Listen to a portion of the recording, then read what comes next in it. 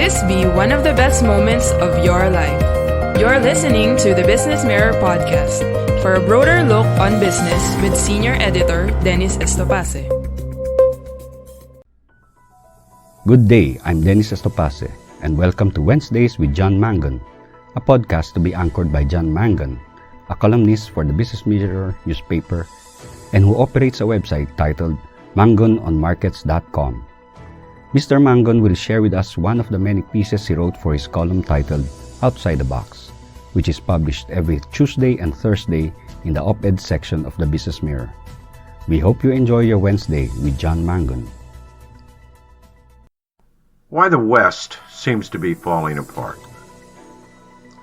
I just had my first haircut in a year. Actually, it was my first haircut in 20 years, as I stopped being bald and started having a shaved head in 2001. We think of fundamental changes evolving slowly, but as we look back, there is always a defining moment. I shaved my head in January 2001 to try it, and then shaving became a habit, like a haircut. We have heard about the shift to work from home, but it is unlikely that this will define the workplace over the next decades. However, there has been a fundamental workplace change that has evolved in the past 20 years that could be defined by a moment in 2009. When I was a young man, there were two career choices. You learned a skill, welding, cooking, diesel mechanics, and became an apprentice and worked to become a master at your trade. The other choice was to continue your education to a white-collar skill such as doctor, lawyer, or accountant. Either way, you did your 30 years, had a retirement party, and collected your pension. Some went on to own the company, but most were, the Japanese term in the 1930s, salarymen, white-collar workers in the large bureaucracy of a business or government. Artists, musicians, writers, and the like were outside of the mainstream workforce. There was a mystique, an envy of those who turned on the corporate world and gave up their job security for job freedom. With the 21st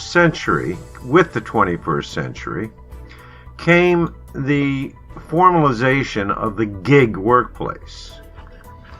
But in 2009, Uber was founded and changed the equation.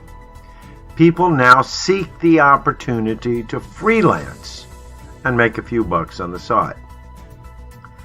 But that fundamental change created a new class of people that British economist Guy Standing, in his 2014 book, The Precariat.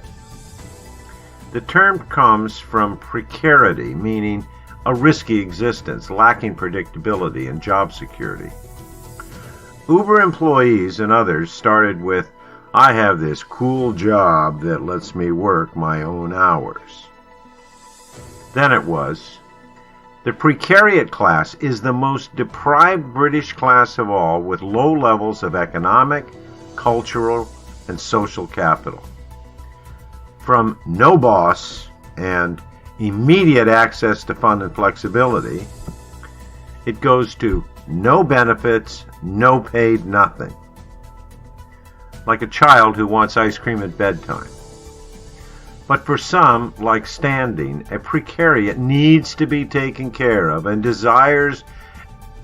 desires deserve to be provided for by society. And by society, he really means those that go to work every day. Standing wants a universal income so that certain people can work if and when they want to and still have all the benefits of a real job.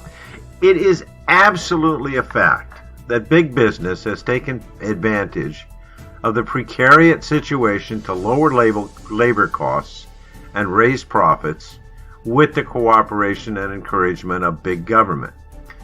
Further, the unaffordability of healthcare, higher education, local government has skyrocketed.